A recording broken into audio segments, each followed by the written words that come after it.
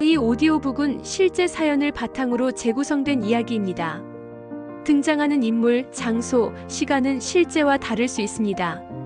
지금부터 삶의 이야기를 시작합니다.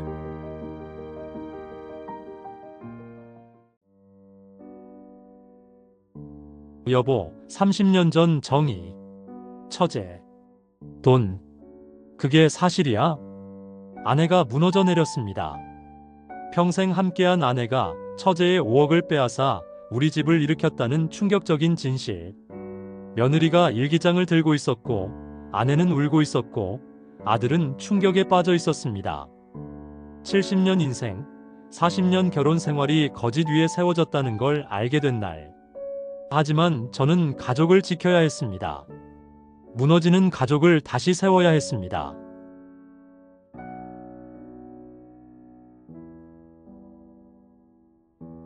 제 이름은 박기수, 올해 73입니다. 2024년 10월 15일 화요일 저녁 7시. 평범한 저녁 식사 시간이었습니다. 아내가 끓인 된장찌개, 며느리 수진이가 만든 나물 몇 가지, 그리고 제가 퇴근길에 사온 생선구이. 식탁에는 우리 부부와 아들 준호, 며느리 수진, 그리고 10살짜리 손자 지호가 둘러앉아 있었습니다. 할아버지, 오늘 학교에서 상 받았어요. 지호가 자랑스럽게 상장을 보여줬습니다. 그래? 우리 지호 대단하네. 무슨 상이니? 그림 그리기 대회에서 금상이에요. 정말 잘했구나. 평화로운 일상이었습니다. 40년 동안 이어온 평범한 저녁 풍경이었죠. 그런데 갑자기 며느리 수진이가 수저를 내려놓고 일어섰습니다. 어머님, 저 더는 못 참겠어요. 순간 식탁의 분위기가 싸늘하게 얼어붙었습니다. 아내가 천천히 수저를 내려놓으며 차갑게 말했습니다. 뭘 못 참겠다는 거니? 어머님이 저를 대하시는 방식이요. 저도 사람이에요. 이 집 며느리이기 전에 한 인간이라고요. 아내가 코웃음을 쳤습니다. 그 특유의 비웃음. 제가 40년 동안 봐온 그 표정이었습니다. 아침부터 무슨 드라마를 찍니? 내가 감히 나한테 대들어? 평소 같으면 수진이가 고개를 숙이고 사과했을 겁니다. 10년 동안 늘 그래왔으니까요. 하지만 오늘은 달랐습니다. 수진이가 가방에서 뭔가를 꺼냈습니다. 낡고 오래된 일기장이었습니다. 표지가 바랜 갈색 가죽 일기장. 아내의 얼굴이 순간 하얗게 질렸습니다. 마치 귀신을 본 것처럼. 이게 어디서? 아내의 목소리가 떨렸습니다. 평생 본 적 없는 모습이었습니다. 도도하고 강한 아내가 한순간에 무너지는 것 같았습니다. 어머님, 30년 전 그날 혹시 기억나세요? 1994년 3월 15일. 어머님이 친동생 정희 이모님을 배신한 그날요. 저는 이해할 수 없었습니다. 정희? 아내의 동생 정희 말인가? 미국에 살다가 30년 전에 갑자기 연락이 끊긴 처제. 무슨 소리야, 수진아? 제가 물었지만 수진이는 대답하지 않고 일기장을 펼쳤습니다. 읽어드릴게요. 안 돼. 아내가 소리쳤습니다. 그 절박한 목소리에 저도 놀랐습니다. 하지만 수진이는 이미 읽기 시작했습니다. 1994년 3월 15일. 오늘 나는 끔찍한 일을 했다. 동생 정희에게 미안하다. 하지만 어쩔 수 없었다. 내가 살기 위해서는. 저는 멍하니 들었습니다. 무슨 내용인지 이해가 안 됐습니다. 아내가 무슨 끔찍한 일을 했다는 건지. 정희가 믿고 맡긴 돈 5억. 아버지가 돌아가시면서 남긴 유산이었다. 정희는 미국에 있어서 내가 대신 관리하기로 했다. 하지만 나는 그 돈을 돌려주지 않았다. 5억? 장인어른 유산?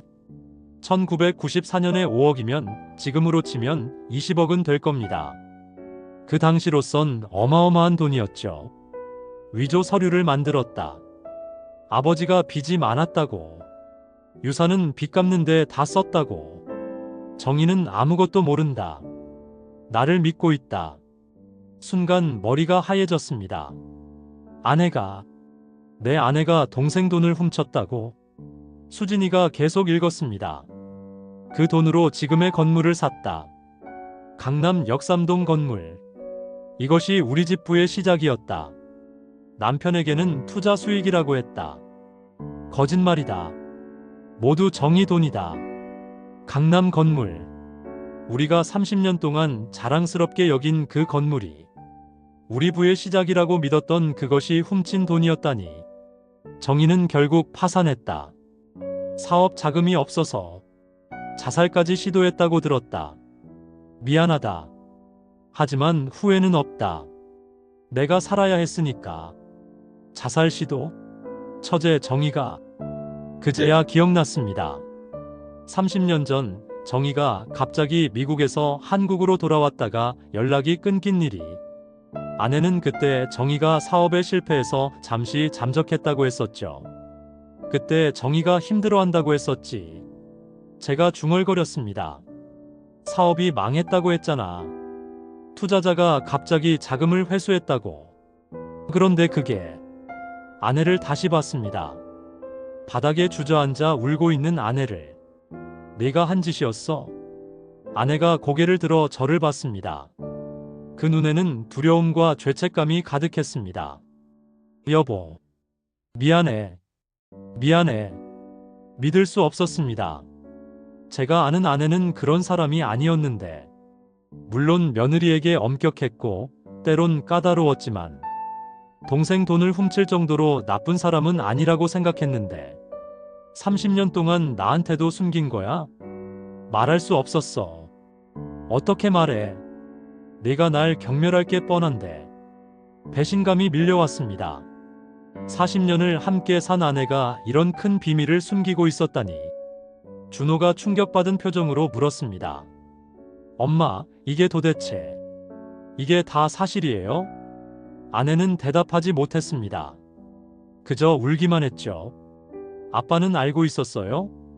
준호가 저를 봤습니다. 아니, 나도 오늘 처음. 30년 동안 속은 거예요? 우리 모두가. 손자 지호가 무서워하며 울기 시작했습니다. 할아버지, 무서워요. 왜 다들 이래요? 지호를 안아주며 저는 생각했습니다. 이 가족이 무너지는구나. 40년 동안 쌓아온 가정이 한순간에. 그날 밤, 저는 잠을 이룰 수 없었습니다. 아내는 방에 틀어박혀 나오지 않았고, 준호와 수진이는 아이를 데리고 자기들 집으로 돌아갔습니다. 혼자 거실에 앉아 40년의 결혼 생활을 돌이켜봤습니다. 제가 아내를 처음 만난 건 1980년 봄이었습니다. 대학을 졸업하고 무역회사에 막 입사했을 때였죠. 아내는 같은 회사 격리부에서 일했습니다. 25세 아내는 정말 아름다웠습니다. 긴 생머리에 단정한 옷차림, 그리고 자신감 넘치는 눈빛. 박기수 씨, 저랑 점심 같이 드실래요? 아내가 먼저 다가왔습니다. 그 시절엔 드문 일이었죠. 여자가 먼저 데이트 신청을 하다니. 네. 네. 좋습니다. 어리둥절했지만 기뻤습니다. 회사에서 제일 인기 있는 여직원이 저를 선택했으니까요. 전 큰 꿈이 있어요. 첫 데이트에서 아내가 말했습니다. 어떤 꿈인데요? 부자가 되는 거예요. 가난에서 벗어나는 거요. 아내는 어려운 집안 출신이었습니다. 아버지는 일찍 돌아가셨고 어머니가 식당 일을 하며 두 딸을 키웠죠. 아내는 장녀로서 책임감이 강했습니다. 기수 씨는 성실해 보여요. 함께라면 우리도 성공할 수 있을 거예요. 솔직하고 당찬 모습이 매력적이었습니다. 1년 후 우리는 결혼했습니다. 신혼집은 전셋집 단칸방이었습니다. 하지만 행복했죠. 여보, 우리 10년 안에 집 살 거예요. 그래, 노력하자. 아내는 정말 열심히 살았습니다. 제 월급을 아끼고 저축하고 틈틈이 부업도 했죠. 타자 아르바이트, 과외 할 수 있는 건 다 했습니다. 1985년 준호가 태어났습니다. 여보, 우리 아들 최고로 키울 거예요. 아내의 교육열은 대단했습니다. 준호를 명문대에 보내기 위해 모든 걸 쏟아부었죠. 그렇게 10년, 20년이 흘렀습니다. 평범한 중산층 가정이었습니다. 넉넉하진 않지만 행복했죠. 그런데 1994년 갑자기 변화가 왔습니다. 여보, 우리 인생이 바뀔 거예요. 어느 날 아내가 흥분해서 돌아왔습니다. 무슨 일인데? 큰 돈이 생겼어요. 우리 건물 살 수 있어요. 어떻게? 우리가 모은 돈으론 턱도 없는데. 그동안 조금씩 투자했던 게 대박이 났어요. 그리고 숨겨둔 비상금도 있고. 저는 의심하지 않았습니다. 아내가 워낙 알뜰하고 영리했으니까요. 투자를 잘했나 보다, 그렇게만 생각했습니다. 어디 건물을 살 건데? 강남 역삼동에 작은 건물이 나왔어요. 5억이면 살 수 있대요. 5억. 그때 우리가 가진 전 재산은 1억도 안 됐습니다. 정말 그 돈이 있어? 믿어요. 내가 해냈어요. 아내의 눈빛이 빛났습니다. 자부심과 성취감으로 가득 찬 눈빛. 그렇게 우리는 건물주가 되었습니다. 처음엔 작은 상가 건물이었지만 시간이 지나며 가치가 올랐습니다. 임대 수익도 쌓였고 그 돈으로 또 투자를 했죠. 10년 후엔 강남에 큰 건물을 소유한 부자가 되어 있었습니다. 여보, 우리가 해냈어요. 아내는 자랑스러워했습니다. 맨손으로 이룬 성공이에요. 우리 노력의 결과예요. 저도 자랑스러웠습니다. 가난한 부부가 부자가 되었으니까요. 준호는 명문대를 나와 대기업에 들어갔고 좋은 며느리도 맞았습니다. 모든 게 완벽해 보였습니다. 그런데 그 모든 게 거짓이었다니. 훔친 돈으로 시작한 부였다니. 정이야. 처제를 떠올렸습니다. 아내보다 5살 어린 처제. 미인이었고 똑똑했습니다. 미국 유학까지 다녀온 엘리트였죠. 형부, 저 미국에서 미용 사업 시작할 거예요. 큰 꿈이 있어요. 열정적이고 당찬 처제였습니다. 1993년 장인어른이 돌아가셨습니다. 그때 정희는 미국에 있었고 아내가 한국에서 모든 걸 처리했죠. 정희가 자기 몫은 내가 관리해달래. 아내가 말했었습니다. 미국에서 사업 준비 중이라 한국에 올 수가 없대. 그래, 잘 관리해줘야지. 1년 후 정희가 한국에 왔을 때 이미 우리는 건물을 산 후였습니다. 언니, 아버지 유산은? 정희가 물었던 기억이 납니다. 빚 갚느라 다 썼어. 아버지가 숨겨둔 빚이 많았어. 아내가 서류를 보여주며 설명했었죠. 정희는 실망한 표정이었지만 받아들였습니다. 그럼 어쩔 수 없지. 사업 자금은 다른 방법을 찾아야겠네. 그 후 정희는 미국으로 돌아갔고 얼마 후 사업이 망했다는 소식을 들었습니다. 투자자가 갑자기 자금을 회수했대. 아내가 안타까워하며 말했었죠. 정희가 자살 시도까지 했다는데. 정말? 왜 그 정도까지? 사업이 전부였나 봐. 충격이 너무 컸대. 그 후로 정희와는 연락이 끊겼습니다. 가끔 안부를 물으면 아내는 이렇게 답했습니다. 살아있대. 하지만 우리를 보기 부끄럽대. 성공하면 연락하겠다고. 30년이 흘렀습니다. 그동안 저는 한 번도 의심하지 않았습니다.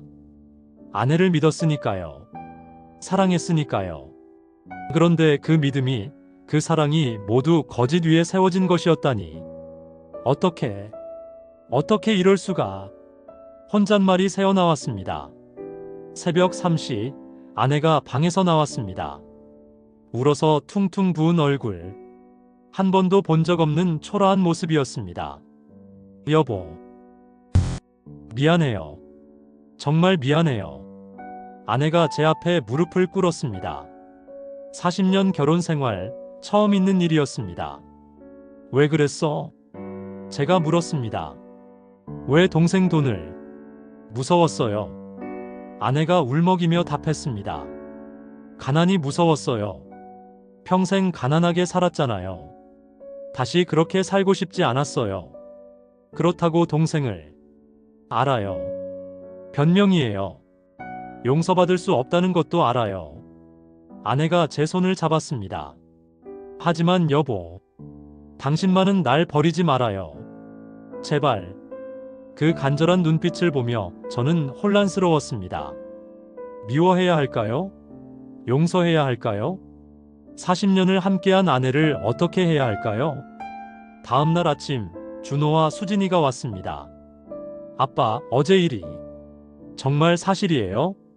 준호의 눈은 충혈되어 있었습니다. 밤새 잠을 못 잔 모양이었죠. 그런 것 같구나. 엄마가 정말 이모 돈을. 준호는 말을 잇지 못했습니다. 평생 존경하던 어머니의 실체를 받아들이기 힘든 모양이었습니다. 수진이를 바라봤습니다. 10년 동안 우리 집 며느리로 살았던 수진이. 조용하고 순종적이었던 며느리. 아내가 구박해도 참기만 했던 착한 며느리. 하지만 지금 수진이의 표정은 달랐습니다. 분노와 해방감이 섞인 표정. 복수에 성공한 사람의 얼굴이었습니다. 수진아, 이 일기장을 어떻게? 창고 청소하다가 발견했어요. 수진이가 담담하게 답했습니다. 한 달 전이었어요. 어머님이 창고 정리하라고 하셔서 청소하다가 낡은 서랍장에서 발견했죠. 한 달 전에? 그럼 그동안 고민했어요. 이걸 공개해야 할지 말아야 할지. 수진이의 눈빛이 차가워졌습니다. 하지만 어머님이 제 부모님까지 모욕하시는 걸 보고 결심했어요. 더는 못 참겠다고. 그제야 저는 깨달았습니다. 수진이가 얼마나 힘들었을지를. 10년 동안 아내에게 당한 서름이 얼마나 컸을지를. 수진아, 그동안 아버님은 아세요? 어머님이 저를 어떻게 대했는지. 수진이가 저를 똑바로 봤습니다. 저를 하인 취급하셨어요. 제 친정을 무시하고 제 인격을 모독하고. 알고 있었습니다. 하지만 못 본 척했죠. 시어머니와 며느리 사이의 일이니까. 나이 든 사람 고치기는 힘드니까. 비겁한 변명들로 외면했던 거죠. 어머님은 늘 말씀하셨어요. 우리 집안 품위가 어떻고 제 친정은 수준이 낮다고. 수진이가 씁쓸하게 웃었습니다. 그런데 그 품위 있는 집안이 훔친 돈으로 세워진 거였네요. 할 말이 없었습니다. 제 월급도 관리하셨어요. 용돈도 제한하고 친정 가는 것도 막고. 그런 줄은 알았지만 알면서도 모른 척 하셨죠. 날카로운 지적이었습니다. 맞는 말이었습니다. 제 친구들 만나는 것도 막으셨어요. 우리 집안 며느리가 함부로 돌아다니면 안 된다고. 준호가 놀란 표정으로 물었습니다. 정말이야? 엄마가 그렇게까지. 당신은 몰랐겠죠. 어머님은 당신 앞에서는 달랐으니까. 부부 사이에도 몰랐던 일들이 드러나고 있었습니다. 작년 명절 때 기억나세요? 제가 10시간 동안 음식 준비했는데 어머님이 뭐라고 하셨는지. 이것밖에 못하냐고 하셨어요. 친척들 앞에서 며느리 교육을 잘못 시켰다고. 그날이 기억났습니다. 수진이가 화장실에서 울고 있는 걸 봤었죠. 하지만 그냥 지나쳤습니다. 최악은 제 부모님을 대하는 태도였어요. 수진이의 목소리가 떨렸습니다. 김치찌개나 파는 사람들이라고 하셨어요. 그런 집안에서 자란 애가 우리 집에 온 게 과분하다고. 수진아, 그래도 참았어요. 준호 씨를 사랑하니까. 지호를 위해서. 수진이가 일기장을 들어보였습니다. 하지만 이걸 발견하고 모든 게 달라졌어요. 어머님이 그토록 자랑하던 품위와 수준이 다 거짓이었다는 걸 알았으니까. 수진이가 준호를 봤습니다. 미안해요. 당신 엄마지만 더는 못 참겠었어요. 준호가 아내를 안았습니다. 미안해. 내가 지켜주지 못해서. 이제라도 알았으니 됐어요. 아내가 거실로 나왔습니다. 밤새 울었는지 얼굴이 처참했습니다. 수진아, 어머님. 두 여자가 마주 섰습니다. 10년 동안 갑과 을이었던 두 사람. 이제 입장이 완전히 바뀌었습니다. 미안했어. 아내가 고개를 숙였습니다. 내가 너무했어. 인정해. 이제 와서 변명하지 않을게. 내가 나빴어. 아내가 무릎을 꿇었습니다. 어머님, 일어나세요. 수진이가 당황했습니다. 아니야. 이래야 해. 내가 10년 동안 널 괴롭혔으니까. 죄책감 때문이었나 봐. 내 죄를 숨기려고 더 완벽한 척했어. 널 깔보면서 내가 대단한 사람인 척했어. 아내의 고백이 이어졌습니다. 정의 생각이 날 때마다 불안했어. 언젠가 들킬까봐. 그래서 더 권위적으로 굴었나봐. 그래서 저를.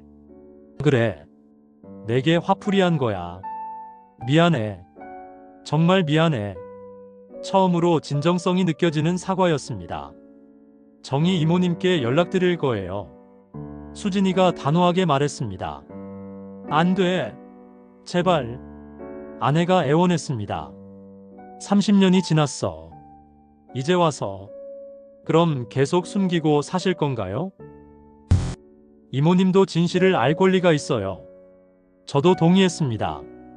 수진이 말이 맞아. 정희도 알아야 해. 여보, 30년이면 충분해. 더는 거짓말하면 안 돼. 결국 정희에게 연락을 했습니다. 수진이가 수소문에서 연락처를 찾았죠. 여보세요?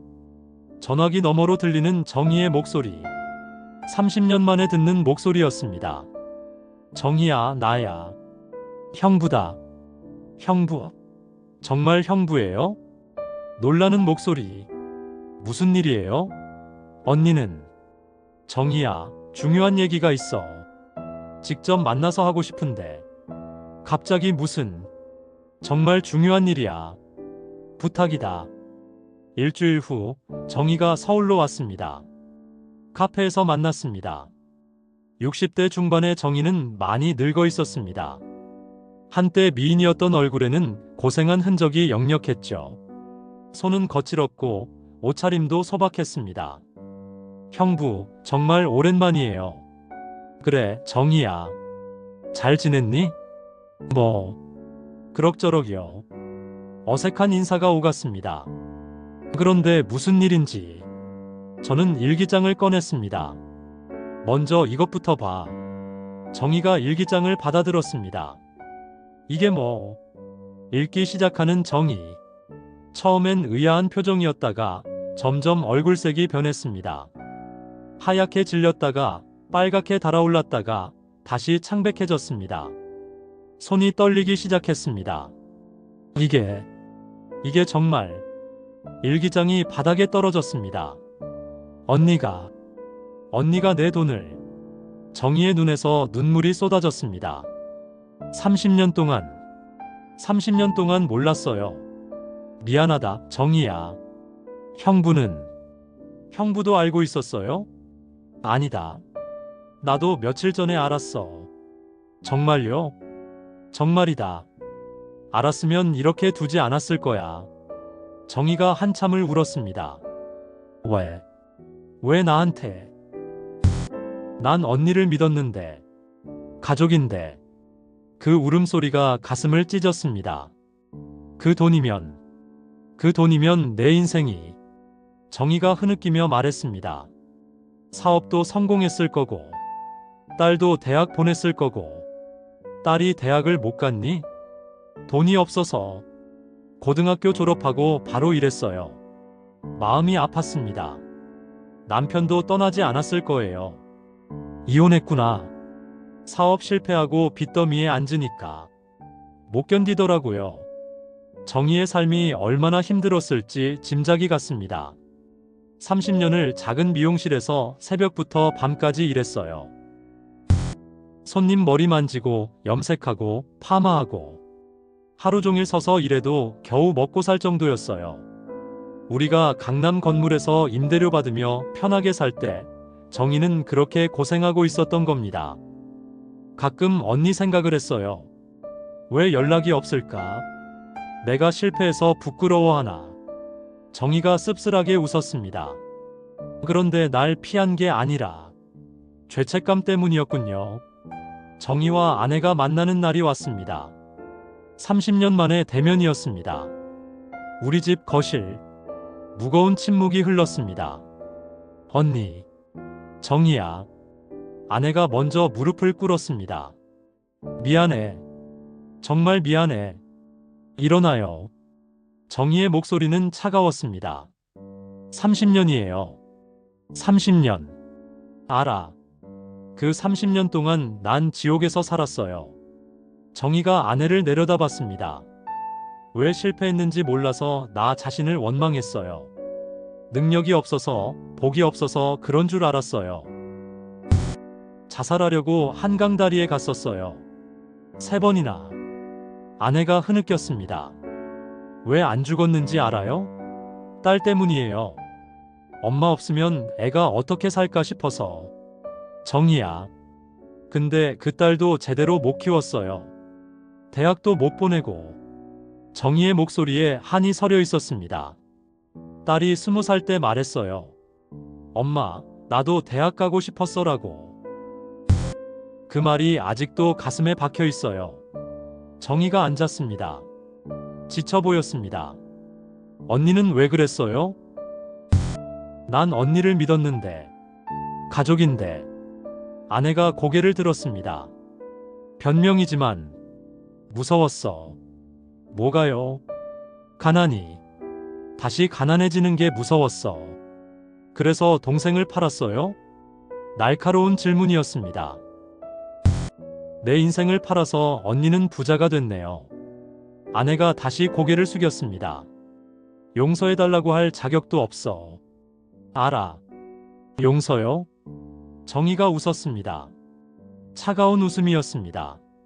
30년을 훔쳐가고 이제 와서 용서를 구해요? 준호가 나섰습니다. 이모, 저희가 보상할게요.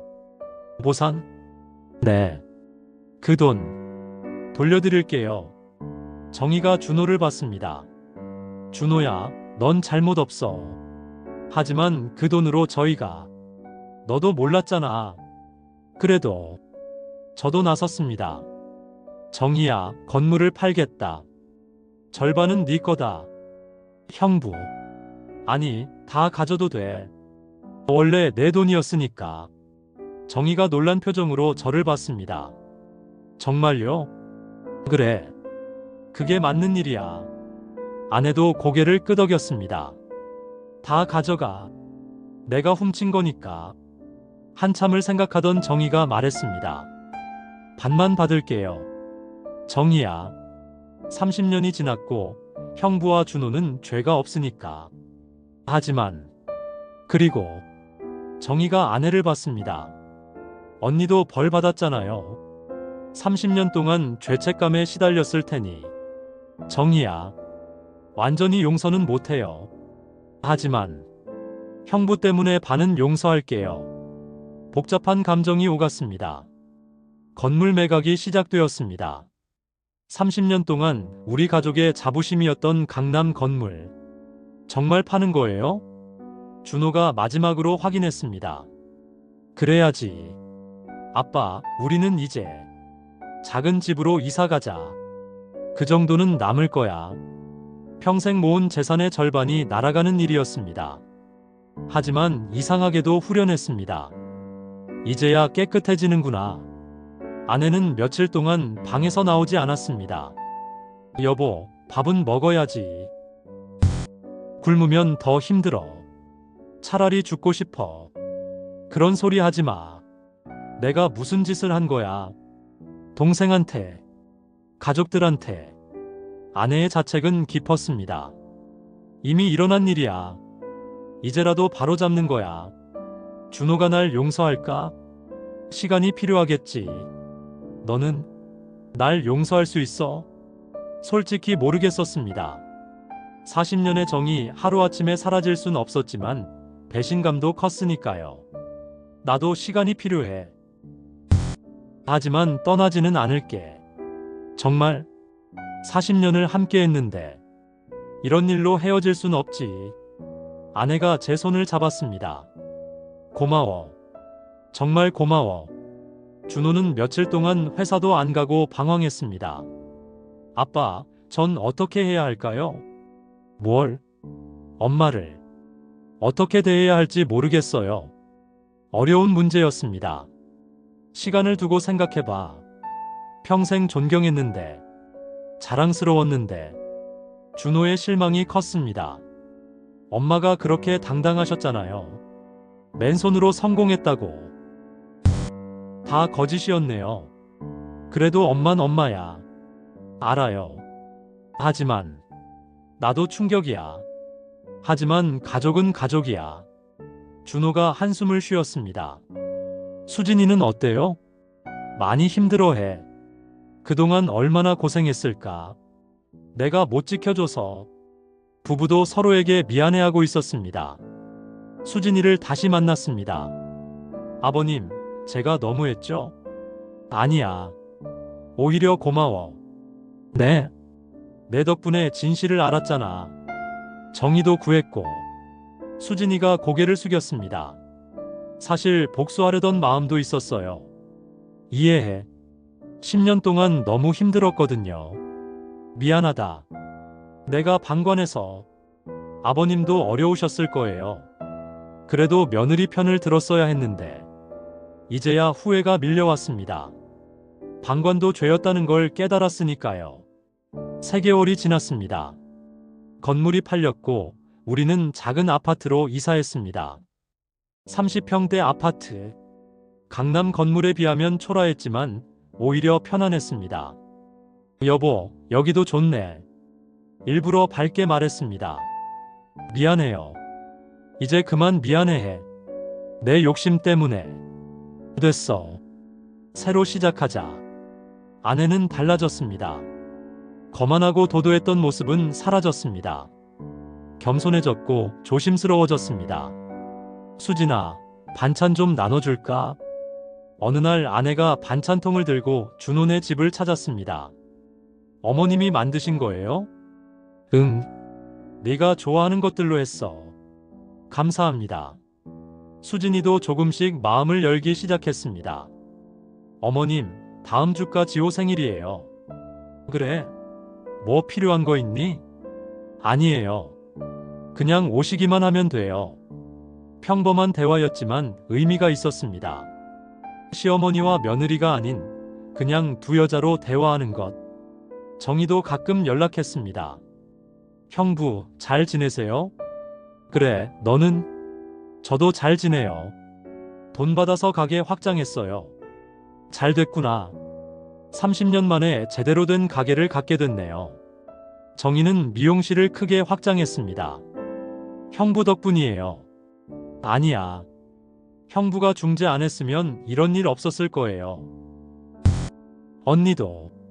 용서는 못하지만 이해는 해요. 정희야. 가난이 무서운 건 저도 알거든요. 시간이 상처를 조금씩 아물게 하고 있었습니다. 준호도 변했습니다. 아빠, 저 깨달은 게 있어요. 뭔데? 돈이 전부가 아니라는 거요. 그동안 저도 엄마처럼 성공과 부만 추구했는데 준호가 쓸쓸하게 웃었습니다. 이제 알았어요. 정직이 더 중요하다는 걸. 그래, 그게 맞아. 수진이한테 더 잘할게요. 그래라. 이제 제가 지켜줘야죠. 아들이 성숙해졌습니다. 손자 지호는 여전히 밝았습니다. 할아버지, 우리 집 작아졌어요? 응, 작아졌지. 그래도 좋아요. 왜? 다 같이 가까이 있으니까요. 아이의 순수한 말에 웃음이 났습니다. 맞는 말이었습니다. 큰 집에서는 각자 방에 있었는데 이제는 자주 마주쳤으니까요. 1년이 지났습니다. 오늘은 제 75세 생일입니다. 온 가족이 모였습니다. 할아버지, 생일 축하해요. 지호가 직접 그린 카드를 주었습니다. 할아버지와 가족들이 손잡고 있는 그림. 고마워, 지호야. 아버님, 축하드려요. 수진이가 꽃다발을 주었습니다. 우리 아버님이 계셔서 저희 가족이 행복해요. 내가 뭘? 아버님이 지켜주셨잖아요. 가족을. 맞습니다. 2년 전 그날, 가족이 무너질 뻔했을 때 포기하지 않았습니다.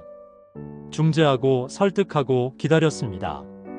그 결과 지금의 행복이 있는 거겠죠. 아빠, 건강하세요. 준호가 건강검진권을 선물했습니다. 이제 돈보다 건강이 중요하니까요.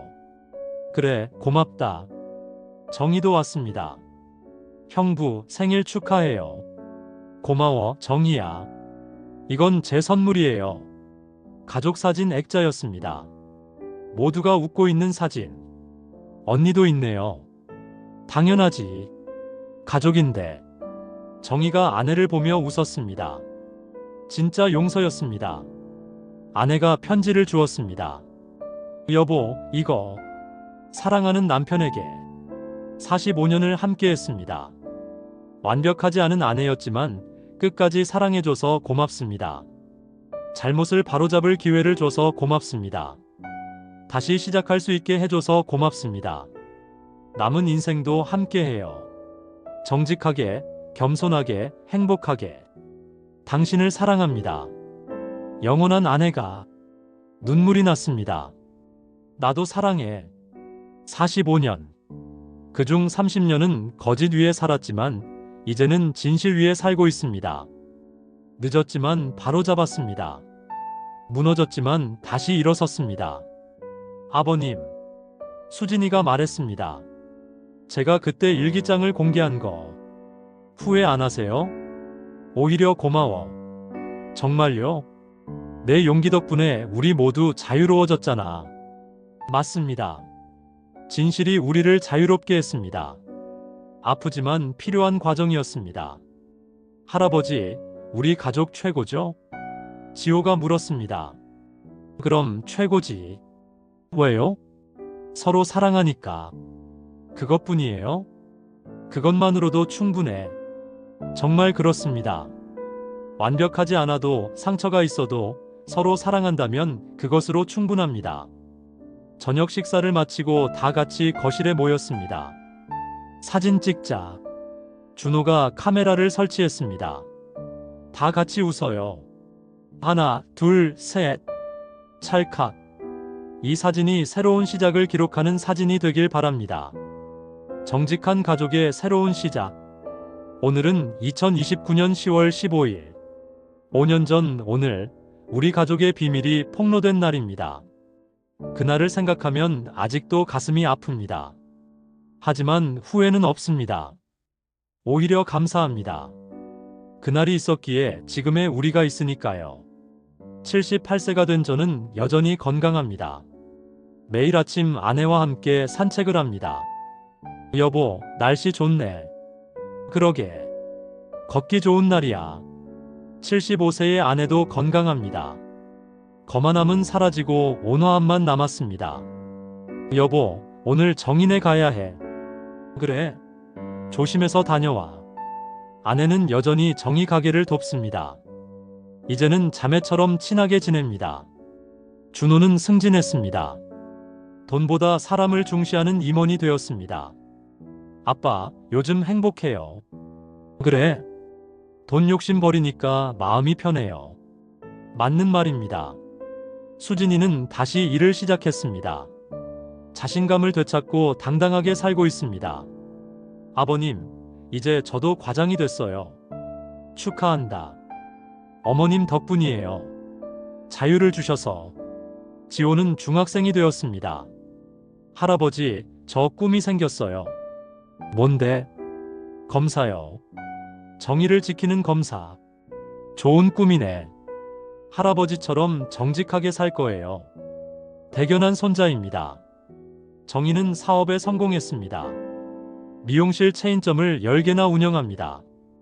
형부, 이제 저도 부자예요. 축하해. 정직하게 번 돈이라 더 기뻐요. 정희의 딸도 대학을 졸업했습니다. 늦깎이 대학생이었지만 열심히 해서 좋은 성적으로 졸업했죠. 이모부, 저 취직했어요. 정말 축하한다. 꿈을 포기하지 않아서 다행이에요. 모두가 제자리를 찾았습니다. 상처는 아물었고 새살이 돋았습니다. 가끔 과거를 돌아봅니다.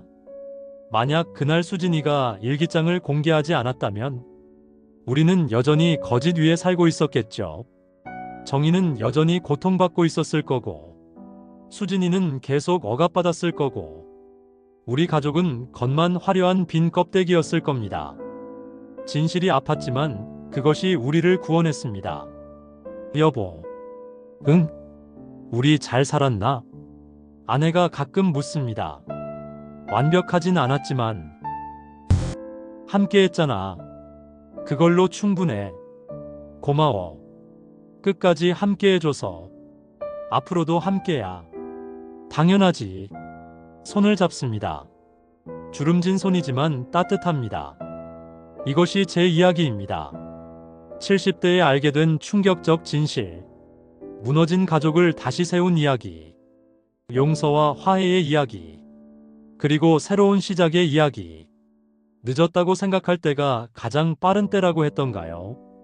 정말 그렇습니다. 70이 넘어서도 새로 시작할 수 있습니다. 상처가 있어도 치유할 수 있습니다. 무너져도 다시 일어설 수 있습니다. 중요한 건 포기하지 않는 것, 가족을 지키려는 마음, 그리고 진실을 마주할 용기. 저는 오늘도 감사합니다. 가족이 있어서, 함께 있어서, 정직하게 살 수 있어서, 이제 정말 행복합니다. 정희가 결혼한다는 소식을 전했습니다. 형부, 저 재혼해요. 정말 축하한다. 미용실에 자주 오시는 손님인데 좋은 분이에요. 잘 됐구나. 언니도 초대하고 싶은데 그래도 될까? 네. 이제 정말 용서하려고요. 정희의 결혼식 날 온 가족이 참석했습니다. 정희야, 축하해. 아내가 정희에게 다가갔습니다. 언니, 와줘서 고마워요. 두 자매가 포옹했습니다. 30년 만에 진정한 화해였습니다. 예쁘다, 정희야. 언니도 여전히 예뻐요. 무슨, 나이 들어서 마음이 예뻐졌어요. 정희의 말에 아내가 울었습니다. 고마워. 정말 고마워. 결혼식은 소박했지만 따뜻했습니다. 정희가 행복해 보여서 다행이었습니다. 형부, 언니, 정말 감사해요. 우리가 감사하지. 아니에요. 덕분에 새 인생을 살게 됐어요. 정희의 딸도 왔습니다. 삼촌, 이모, 안녕하세요. 30 중반의 딸은 엄마를 닮아 미인이었습니다. 이제 대학 가려고요. 정말 늦었지만 공부하고 싶어서요. 엄마가 지원해준대요. 잘 생각했구나. 늦었지만 꿈을 찾아가는 모습이 대견했습니다. 집으로 돌아오는 길. 여보, 우리도 잘 될 거야? 아내가 물었습니다. 그럼 잘 될 거야. 정희가 용서해줘서 다행이야. 그래. 나도 노력할게. 더 좋은 사람이 되도록. 나도 노력할게. 뭘? 더 좋은 남편이 되도록. 40년 만에 하는 약속이었습니다. 늦었지만 의미 있는 약속. 2년이 지났습니다. 우리의 삶은 완전히 달라졌습니다. 아침 7시. 여보, 일어나요. 아침 먹어야지. 아내가 앞치마를 두르고 부엌에 서 있습니다. 예전엔 가정부가 했던 일을 이제 직접 합니다. 오늘 뭐야? 된장찌개랑 계란말이. 좋네. 소박한 아침상이지만 정성이 담겨 있습니다. 여보, 나 오늘 정인의 가게 도와주러 갈게. 그래? 일손이 부족하대. 무료로 도와주기로 했어. 아내는 일주일에 2번 정희 가게에 갑니다. 속죄의 마음으로 시작했지만 이제는 즐거워합니다. 일하니까 좋아. 사는 것 같아. 다치지 말고. 알았어요. 오후엔 손자 지호가 놀러 옵니다. 할아버지, 할머니, 우리 지호 왔구나. 할아버지, 오늘 학교에서 발표했어요. 뭘? 우리 가족 자랑이요. 뭐라고 했는데? 우리 할아버지는 정직한 분이라고요. 가슴이 뭉클했습니다. 정직한 할아버지. 맞아요. 할아버지가 제일 정직해요. 아이의 말에 부끄러우면서도 고마웠습니다. 늦게나마 정직을 선택한 보람이 있었으니까요. 저녁엔 온 가족이 모입니다. 아빠, 엄마, 저녁 먹으러 왔어요. 준호와 수진이가 반찬을 들고 왔습니다. 어서 와. 다 같이 둘러앉아 저녁을 먹습니다. 엄마 요리 실력이 늘었네요. 준호가 칭찬합니다. 그래. 열심히 연습했어. 맛있어요, 어머님. 수진이도 진심으로 칭찬합니다. 평범한 대화, 평범한 식사. 하지만 그 안에 진정한 행복이 있습니다. 여보. 밤에 아내가 제 손을 잡았습니다. 응? 고마워요. 뭐가? 끝까지 함께 해줘서. 당연한 거지. 당연하지 않아요. 내가 그런 짓을 했는데. 이제 그만 자책해. 우리 잘 살고 있잖아. 그걸로 됐어. 아내가 미소 지었습니다. 진짜 미소였습니다. 가식이 아닌 편안한 미소.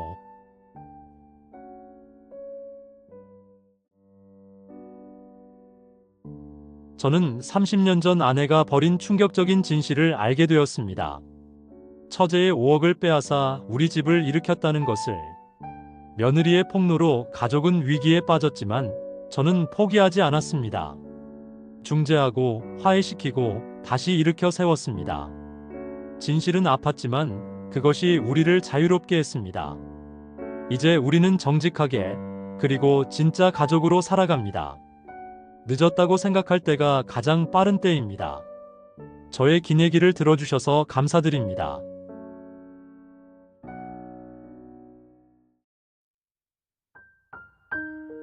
오늘의 이야기는 여기까지입니다.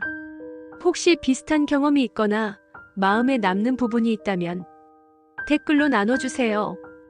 당신의 이야기가 또 다른 누군가의 위로가 될 수 있습니다. 구독과 좋아요는 우리 채널에 큰 힘이 됩니다. 다음 이야기에서 다시 뵙겠습니다.